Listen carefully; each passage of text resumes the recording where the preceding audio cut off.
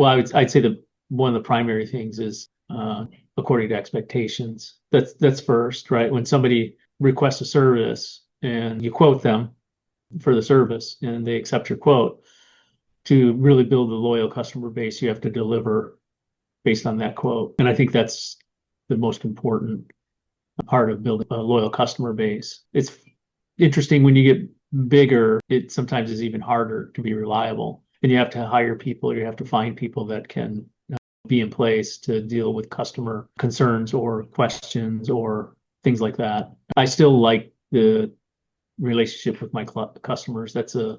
For me, that's almost like a character flaw as a business owner. But there's two sides to it. One, you're staying really connected to your clients.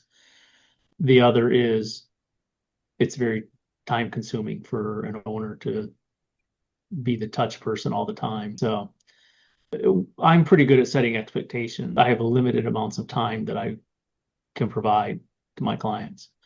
In the past, when I was starting out, they could call me at 11 o'clock at night with some of the dumbest questions in the world. Like, seriously? But anyway, but I would answer, which sets the wrong expectation, right? And they think I just live for them. But to build a strong loyal customer base, is the key is deliver as promised. And over delivery just adds to that, you know? And so when you're working with people, I was saying this, I think yesterday, there's always a baseline. And this is my thinking all the time, right? There's a baseline. So there's a baseline in just about everything in life, but the baseline is the zero line, right? So you start off on that baseline when you engage a client or provide a service or whatever. You start at zero. And so as you develop the relationship, you're either adding or removing something, right? And as a business owner, you're trying to build above that baseline. It's like just earning interest, or it's like adding something of value. And you should be constantly trying to build that higher and higher, because you're going to make mistakes. Things are going to happen. And it doesn't really matter if it's a service mistake or a conversation mistake, communication mistake, or a employee mistake. Things happen. Life is going to happen, right? And so when those things do happen, if you've developed a solid customer relationship, when those things happen, they are less likely to change or cancel. And the main thing when things happen is communication is really important. Communication is really, really important, because people are good people. And so if you're honest and you tell them what happened, right? And that's a big thing for me is I tell my clients, I'm explaining to you what the reason is or what the possible reasons are, but I'm not making an excuse. This is not an excuse. This is so you understand what happened. Of course, it's so generic, it almost doesn't make sense, right? But, things happen. I had a crew cutting a lawn, and this is my internal understanding, right? This is not something I necessarily have to communicate with a client, but it's not even my client. It's actually the neighbor of my client.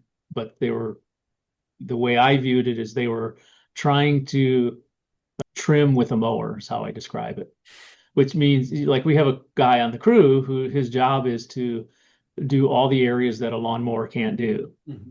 Well, there's sometimes the mower guy tries to do what the weed whip guy should do, mm-hmm. what the line trimming guy should do.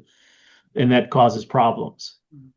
Turning too tight can create damage around trees and other things like that. And the mower shouldn't really be trying to do those tight things. They should be moving relatively quickly. And we have a guy that blends all of the trimming with the mowing height. So everything looks consistent.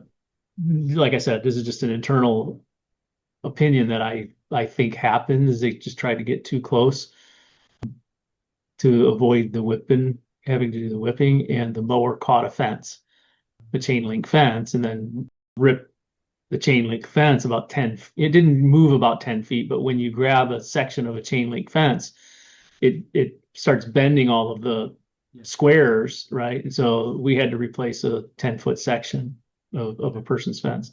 Now, honestly, it didn't take very long. It doesn't take very long to do because I know how to do it. I didn't have to replace a fence. I literally had to take out two pieces, pull out the old part, and then have a new set of fence and just put two new pieces in and then crimp them together and then do all the stretching. And it really is not that hard to do. But of course, this is a person who's not my customer, but it's still, you have to make sure that everything you do with integrity, and people honor that.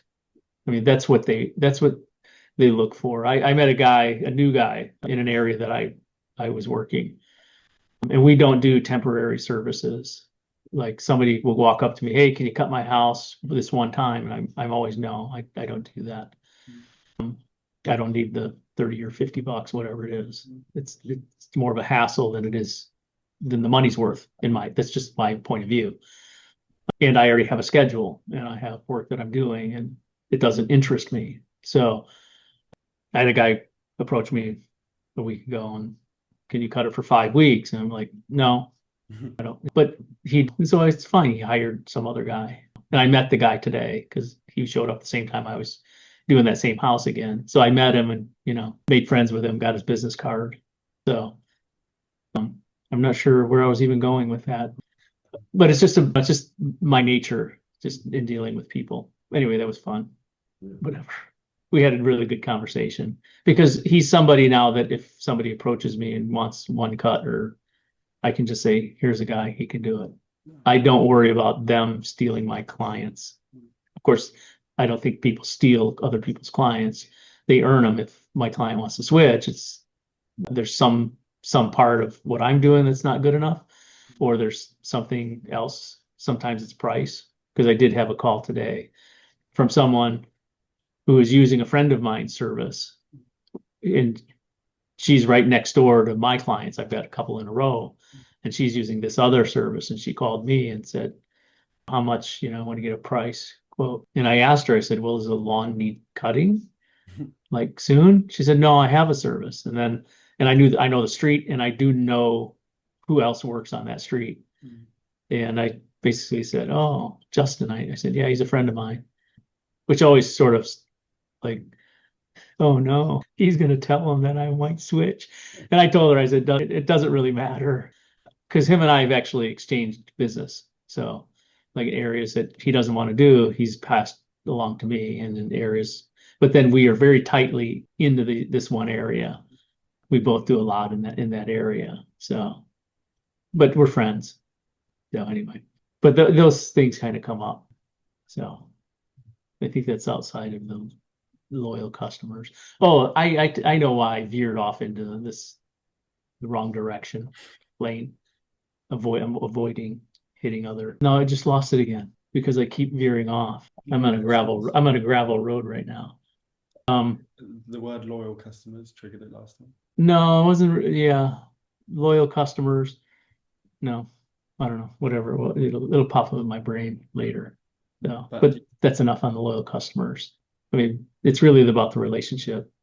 Oh, now I know. Now I remember. So, and I told this to the guy because him and I were talking about what we each do. And I explained to him I do all of these other things. And I told him, I said, one thing that your customers will really value, what my customers really value, is I'm almost like an Angie's List. In America, there's a company called Angie, and it used to be Angie's List. And it started about 20 years ago. This lady who started making a list of all of the good contractors she was connecting with. And she started this list of her local contractors, but then she turned it into a huge online service where people, and of course she sold it to another company for millions and millions of dollars. But I'm like her, I'm a local Angie's List for my clients. They call me to ask me, do you know somebody that does this? Or do you know somebody that does that? And I do many times. There are very few people that I can't connect. And they value that even more than Angie's List, because they could always go to Angie's List to ask that same question. But they still ask me because I have a good relationship with them. So anyway, that's where I was going with that part. Because you have a good relationship with other service and other contractors. Yeah. Even in the same industry, I'll give work away that I don't want or we don't do to other companies as well. I pass their name. I have a list of other contractors. And if somebody outside of my area reaches out to me, I can pass those people. I say, this is a guy I know, so that's worked for years.